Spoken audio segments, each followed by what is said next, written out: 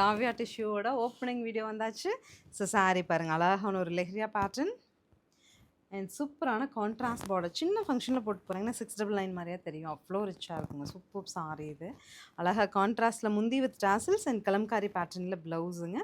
Normal வாஷும் பண்ணிக்க முடியும். சூப்பரான ஒரு ஆஃபர் ப்ரைஸ் இது 699 அப்படிங்கிறது. நமக்கு கலர்ஸ் பார்த்துட்டு பிடிச்சது புக் பண்ணலாம்.